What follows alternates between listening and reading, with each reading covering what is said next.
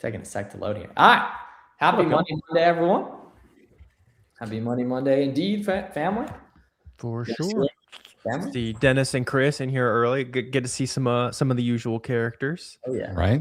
If you guys are watching on the replay, we're live this time every Monday, so come pop in, ask your questions, all that good stuff. And yeah, good to see you guys. I was noticing some of my like alerts for Easter stuff was already dropping this morning. I was not expecting to see that, but kind of makes sense. So kind of the next wave of like retail arbitrage stuff to look out for. I bet if you go out, they've reset everything to Easter by now. I don't kind of order everything online, so I don't know what the what the seasonal aisles are looking like, but that probably makes sense why that stuff's popping now. When is Easter? Is it late March? It's super early April this year, I think. So yeah, that's why I just didn't expect. Yeah, I didn't expect that stuff to be selling already, but I already had a couple pings on like sales ranks dropping and stuff, which I just thought was interesting. People are just shopping earlier and earlier, it seems, every year for stuff. Yeah. Or it's also like specifically with like Valentine's and Easter and stuff like that. Like sometimes it's like your favorite type of candy or something is that like seasonal one. Like didn't they say like the eggs are like the best Reese's or something like that supposedly? So like those will fly. Like the little duck things pop up too. Yeah. Peeps. Yeah, peeps as well too. Those are nasty. That's crazy. I can't imagine I would like that. It's just like puffy sugar covered in more sugar. That's peak America right there. I'll be hitting, man. I'm not. Okay, so Cassie says no matter which document I send to Amazon, they refuse to ungate me. So Chris, you had said this really well one time, and you're basically like saying like send the whole supply chain you get for an OA order. Can you mind going into detail on what that looks like in respect to submitting the whole OA, like all the stuff you get from an OA purchase? So you need order confirmation or receipt or whatever they call it. Okay. And then you're going to need to add in like your credit card statement, add in a copy, take a picture of the credit card you actually used, delivery confirmation, shipping confirmation. And then if you have to throw a cover page on it. And if they still are denying and they come back with the whole, oh, well, you submitted the same thing again. Well, then you start annotating. And what I mean by annotating is not faking anything, just highlighting things so they actually take a look at it. So we had a guy, he got ungated in grocery not too long ago, probably a month ago, 72 submissions. So like that's now my benchmark. Yeah. Like if you're not willing to submit 72 times, like, and I don't mean this in a harsh way, like, but if you're not willing to submit 72 times, then you don't want it that bad. And that's just what it takes right now. Yeah, and it typically won't be that much, but it definitely sometimes will, and like there's stuff that's annoying about every job. You know what I mean? Like we don't have to run any ads, create any products. There's no buying stuff from China. Like there's a lot of good things about this job, and obviously there's going to be some things that aren't super ideal, Yeah. And honestly, times over, I'm hearing some whispers that it's getting easier. So we'll see if that actually plays out. Yeah, I mean, at the very least, you can ungate some stuff automatically now, if nothing else. Oh, totally. Yeah, good. Even the playing field a little bit. Let's see, Revelation said call in. Yeah, that can help as well. I don't know if I've ever called for ungating stuff. Definitely account health though. Account health makes sense. Actually. Yeah, it's actually helpful if you can get them on the phone and like actually looking at what you submit, because it's like, oh, we don't like this document and here's why, and like every now and then you'll actually get somebody who's useful on the phone. But even calling in, you'll have to call 3 or 4 times because each person is going to be different variant of helpfulness and willingness to help. Do you guys? Has anybody used a seller challenge yet? Ooh, what's that? Not yet. No, it's a cool idea though. Yeah, it's basically you get to throw a flag on a call from Amazon, and if you don't like what they say, you're like, hey, nope, let's take it to somebody in the U.S. and someone looks at it and they're like, oh no, you were right, and then if you're right, you get your seller challenge back and you get to use it again. Wow, is that real life? Yeah, that's real life, man. Yeah, that's the most. Yeah, it's very absurd, and I mean, it's like it's not a horrible idea, and in It's like response to getting terrible help all the time. It's like whoever was at like the head of the Amazon e-commerce platform was sipping a mimosa on a Sunday morning. Yeah, he was. Packers. And someone was watching Red Zone, and that's Yeah. exactly when this came up. He saw a missed PI call. What if we have challenge flags here? And he called and was, hey, we need to implement this. That's funny. That's almost the most ridiculous thing ever. Yeah, let's see. Dennis, pre-stream question was asking what company you guys use to file taxes. So you can just use like a local CPA, or our friend Chris Potter does a good job taking care of taxes for e-commerce sellers specifically. Got a lot of podcasts with him on my channel. Chris, I assume you probably got a pod on him at this point too, so you can dig in on that on Amazon YouTube, like get a lot of the basics answered and stuff. Okay, not ask. Okay, Revelation. Not sure what you're saying. Oh, ask for a support, not the normal. Okay, interesting. What's an 889 certificate? Let's look that up. 889 certificate is like you're certified like veteran or a minority business owner or something like that, I believe. Cool. Okay. Is that the one where they'll add like the tag on the woman-owned business kind of thing? Yeah, I believe one of those. I think. Interesting. Still, you can... Oh no, sorry, that's government sales. Okay. 889's government sales. Interesting. No, I'm not.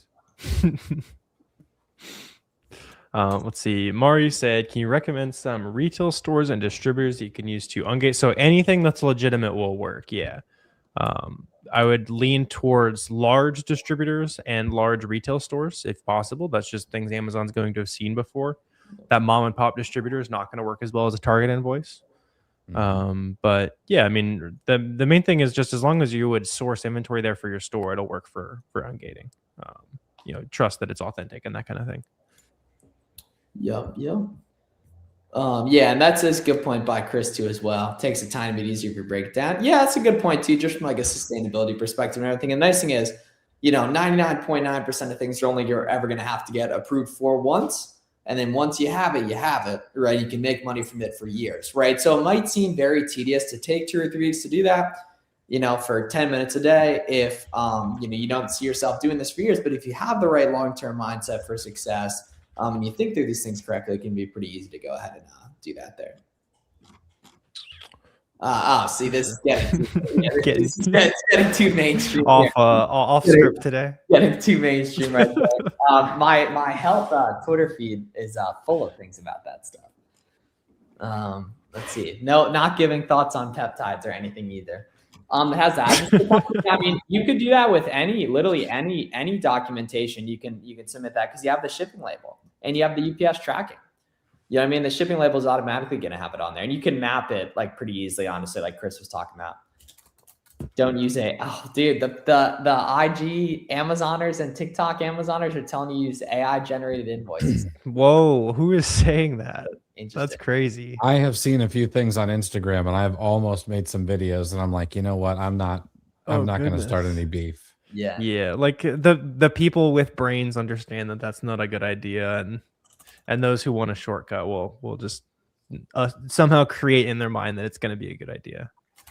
I feel like that's got to be so much worse than just submitting a blank piece of paper, because at that point you're trying to mislead them. Like blank, you're just trying to get lucky. Like you altered documents, and that's it. Yeah, you're gone forever. Yeah, you ruin your potential to make at least tens of thousands of dollars in profit, even if you're just doing this part-time to ungate like one thing. Seems a little silly. You'd also imagine Amazon has the capability to kind of filter through those pretty quickly and easily.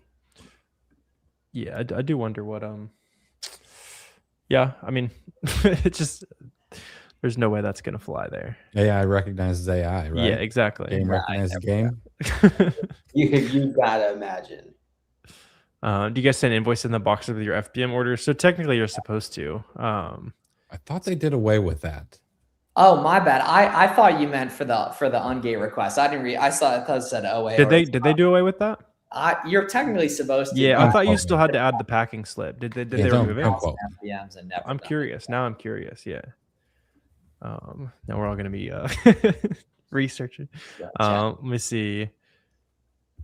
Let's see. What if the store does not provide their company address? It doesn't. That's not usually like actually consequential. I know it says that on there. There's a lot of things that Amazon says are required that are not actually. It's just kind of like one of those things that's learned over time. But yeah, so I mean, sometimes, like we say, don't edit invoices and stuff. Sometimes I have added extra clarity on there, like red text, very obvious that you added it. You're not trying to make it look like part of the invoice, where you say like corporate address is this, corporate phone number, that kind of thing. But like put it in red text, put it on something that's very obvious that it was. You're not like trying to make them think it was there originally. Like underlining Yeah, stuff like that. Yeah, just anytime you're gonna change an invoice, make it super obvious that it was you. Don't like go in there black text and that kind of thing. For sure. They also I'm not sure if you guys saw this, but they announced like spring Prime days next Really? month. Yeah. Oh, I think it's 25 through 31, something like that. Big spring sale. Yeah, so we were joking about them inventing more Prime days, and Yeah, they actually did invent more Prime days. So yeah, okay. that could be kind of nice. Yeah, I think I see 25 through 31, which is interesting. I think they were saying it was something they tested like 2 years ago, and I guess it went well. So it'll be back around. That's one of those things where for us as resellers, just make sure you're doing a good job like getting shipments out as much as possible. Don't let a death pile build up, and then the week of, just stay on top of pricing a little bit more than normal. It's a good time to sell out on things you've been stuck on for a while, or raise prices on things that are already like in good demand. Young Tom Cruise, I'll take that. Interesting. So when's the Scientology get introduced? He actually does kind of look like me. Good question. You got him by like 6 inches though. Oh, really? Oh yeah, he's a short king. Okay. Well, they'll like have him like standing on boxes and stuff on shoots, right? That's like the thing. Yeah. For sure. Yeah, let us know what other questions you guys got. Keep it rolling here. So Safe, what up, Safe? Says, is stock count affecting winning buy box? So it definitely does a little bit, just because naturally, if you have more stock count, you're typically either spread out across the country more, FBA warehouses wise, especially if you're doing optimized shipments through Boxem, which if you're doing any type of scale, you should be. But in general, you should focus way more on pricing, and then just fulfillment type, whether it be FBA, waiting for it to be fully checked in, or FBM, having good shipping settings in terms of focusing on getting more buy box share. But stock count, I'm sure it contributes to it a little bit, and it definitely does. The more stock you have, typically the more warehouse it's spread out to and everything. But other than that, not much, to be honest. Yeah. No. Yeah, go back to that Lego listing that had like 850 people. Yeah, it literally just shut down. It shut down. They took away the buy box, which makes no sense, but it literally did. Yeah. Well, you might win a little bit. Like if somebody has 1 unit in stock, you're gonna win more if you have 100. But it's just because you're in more places all across the country. Yeah, so it's actually technically not even as a result of the stock count. It's just in respect to the being spread out a bunch of places across the country. Yeah. It's another reason why you'll see more sales as an FBA seller versus FBM too, because it's one location versus the 15 they might have your 100 units in. It's a very good point as well too. Sweet. Let's see. I'm still trying to figure out if they're actually requiring the packing slips. Chris, did you find anything? I haven't found it yet. Okay, yeah. I think they do from what I can tell. But speaking of that, this year we'll do the bracket challenge again. Well, speaking of a completely different topic, we'll do the bracket challenge. Amazon bracket transition. That was awesome. Didn't 100 ROI won last year, right? The GOAT, bro. Yeah, I'm pretty sure he did. Yeah, let me won. Yeah, I think we gave like a it was at least a few $100 for the winner last year. Let's see, what percent should the ROI be set to? At least like 30, but don't source with like your checklist, everything always having to be followed, right? Like different risk factors should make you more or less willing to buy that product. right? If it's a grocery product that's been the same price for 10 years and it's like, there's 5 to 10 people on it, there's no risk of getting kicked off, that kind of thing, 20% ROI, sure, I'll take it. But if it's been that price for a day and it's a woman's shoe, you are not going to make money at 20% ROI. So it really just depends on the product. Do you know if Gaps gives free Gap cash code? I don't know about that, to be honest. That's totally a good brand, though. That's a good question for the Gap King himself, I suppose. Yeah, y'all. Yeah, make sure you guys follow him on IG. He does a lot of like good workshops and stuff. Yeah, they do good YouTube streams too. I know, like obviously you guys are dialed in on the YouTube streams. Look up the Gap King on socials after we're off today. Let's see. Are there lists that are worth buying? If so, how can you find them? So it's good to like a starting point for sure. If you have like a lot of money, it's a good way to like learn what people are sourcing. But it's not worth it from I'm going to run my whole business off of these lists and they're just going to tell me what to buy, right? Because then you're buying the same thing as 5, 10, 20 other people. But you can say, all right, they told me to buy this, this BOGO vitamin at Walgreens. Let me just go look at the other BOGO vitamins in the same brand. And now I've got my own opportunities that this list kind of put me on. So for that reason, it doesn't really matter like if a list is worth, like if it's like a great list or not, because it's really just like an inspiration list. Something with like a lot of leads is good if you're just like using it kind of the proper way. Finish the new pod. Buy Box Bandits, clear the shelf. Which podcast, Lewis, are all the above? That's a very good point here. Yeah, I like what you said about the risk factors point of view too, like low returns or super high ROI but slow selling. Like, all those things, like those main metrics, you just want to have it hit several of them, and then it's good, especially if you're a beginner. And then you get pickier over time. I love the $50 profit and 15% ROI because nobody touches them. Interesting. Yeah, like high ticket stuff. Yeah. And what types of stuff would you say, like electronics and stuff? I feel like it fits into that as well. Toys. Going to be some electronics. I can also find them in the beauty category. A lot of it's going to be like hazmat stuff, so that's another moat. That makes sense. Yeah, just like it's another one of those things that like reduces the risk of tanking, so it's fine to buy a little lower ROI. Yeah. Yep. Hi, and we sell that brand. We get wrong feedback. You submit the I mean, you'd really have to buy the wrong thing to get or like screw some. Well, I guess feedback, you're never going to get like deactivated because of feedback unless you get like a ton of bad feedback, which typically means you were selling the wrong thing. Yeah, you can have a authenticity review triggered by one bad feedback. That is true, what you're asking about. But yeah, I mean, you're saying if they ask for invoice, what can you do? You give them the invoice. Like you say, all right, customer thinks it's authentic. I know they're wrong. Here's my proof. They look at it like, all right, you bought your Gap clothes from Gap.com. Cool. You're good. It's totally normal. You're going to get like if you sell on Amazon, you are going to get a scary email, probably many of them in your career. And then you just get in there and solve them. Yeah. We're 100% on inauthentics over the past year. Yeah. On the first try. On the those are usually first try. You've had some nice reps. I'm in the middle of attempt like 12 or 13 with something right now. It's driving me crazy, but I remember like 2 years ago. This is back when like the brand review started. I got the first Miles panic call when he got one. Yes. Yeah, that was September. Yeah, that was one of the only Miles. It was September 16th at about 7:30. Really, all right, I'm gonna actually find when it was. I just remember he was like, "Hey, yo," and he freaking out.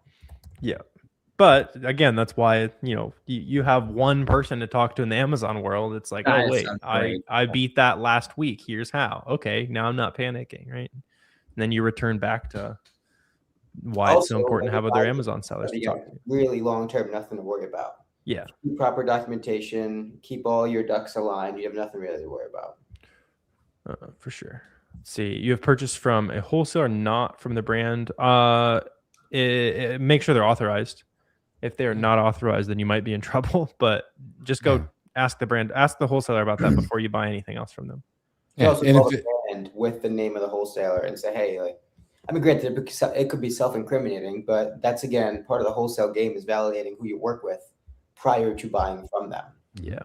And if you're buying off a Telegram or they're out of some double wide in the middle of Wisconsin, like they're not authorized, period. In 2026, you want to be either buying from the brand or directly adjacent to the brand.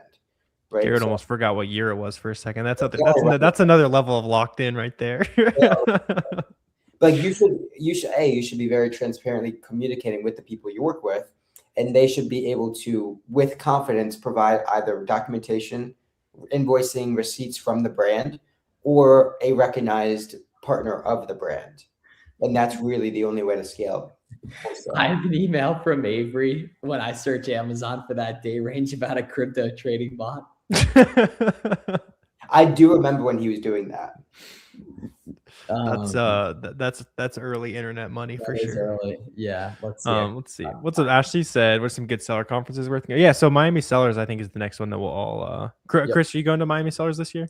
As long as I don't have to travel to Ohio for the adoption, cool. then yeah, I'll be there. Hey, all right. Cool. Makes sense. Yeah. Congrats. Maybe an off-stream conversation. That's exciting. Yeah. So Miami Sellers Conference, that's in May this year, right? It's like first week in May or something like that. Yeah, and then we'll probably be at United as well. But my personal favorite is Miami Sellers, Ashley. Bro, Warner, I put you on a fire lead September 12th, 2021 at 9:04 p.m. I see my emails because I searched Amazon. I'm not going to find this inauthentic point, but I put you on a fire lead. And then 10 minutes later, you send me one back. It was someone's storefront link, actually. Let me see whose storefront was. Let's see. Are they still around? Nope. Probably not. It was, yeah. Let's see. Deal Hunter, you said you found the brand, you're selling for a year, ran out of stock. Found them brand new on eBay. Yeah, eBay I would not do as new, man. Yeah, can't buy from the marketplace. Yeah. You can sell it as used if there's enough profit as a used condition, but I would not touch that personally. It's just not worth it. And I know some good people who do it, but like I vehemently disagree. It is not a good idea. I agree. Yeah. I mean, reselling is already like, it's not exactly what Amazon wants you to be doing. They obviously want the revenue we're making and all that kind of stuff. And I feel very comfortable continuing to do what we do, but sourcing from eBay adds another layer of risk to it. That's just not worth it to me is how I'd put it. Yep, the real MRPB says, how do you save the storefronts you buy? Just grab the SellerAmp URL and just put it into like a spreadsheet. There's also like pretty good ways to like advance storefront stock using Boxem and keep a product finder. I'll put a link in the chat to the auto and gate sourcing workshop we did like 3 weeks ago. I'll put it in the chat right there for Boxem users. That's a good question though. Yeah, if you can make like folders on your Google Chrome, like make folders of people who are like really good at sourcing certain brands, or if you want to get crazy, like make a spreadsheet. Like I sourced a bunch of Nautica from this person, and you got storefronts that you've sourced, certain brands from, and obviously you can make reports on, I sourced these 3 brands from this store, and then you could generate, these are my 20 stores that I sourced something in this brand that's on sale today. There's a lot of that's a good question. You can have a lot of fun with that. Appreciate it. Yeah, of course, man. Yeah. So you can save the SellerAmp, whatever link you're at for their SellerAmp store profile. You just save that link. Yeah, just like click the star, you'll bookmark it on Chrome or something like that. Put it on a Google Doc, whatever. What I would do is I would organize it, right? And so, especially for a lot of Miles' students, we talk about using storefronts to find seasonal stuff, right? So you'll find a bunch of sellers year after year doing Easter stuff or Christmas stuff. Right, you can save your sellers within kind of buckets of information, right? So you maybe have like a folder of all your sellers that kind of led you to seasonal stuff, Nike sellers, brand X, brand Y. You know what I'm saying? Like organize them into some sort of categorical buckets, and that'll kind of keep you organized moving forward, just as you do your leads. Lewis, I just sent a video in the chat on SellerAmp Google Sheets. There's a couple good YouTube videos from folks there. All right. Also like a 20-minute guide from the SellerAmp channel if you want to see like super detailed. Yeah, I think that was it's in there right there. All right. I'm about to go to war with the Northwestern Mutual Association of Financial pick up basketball. So y'all have a great one. Thanks a lot for tuning in to another Money Monday. Warner and I have a free class going down Wednesday night. You should totally get registered to. We'll drop the link in chat for that. That's February 25th at 7 p.m. Eastern. And yeah, y'all have a good one. Thanks a lot, guys. Awesome. Appreciate you guys. Have a good one. Have a good rest of your day.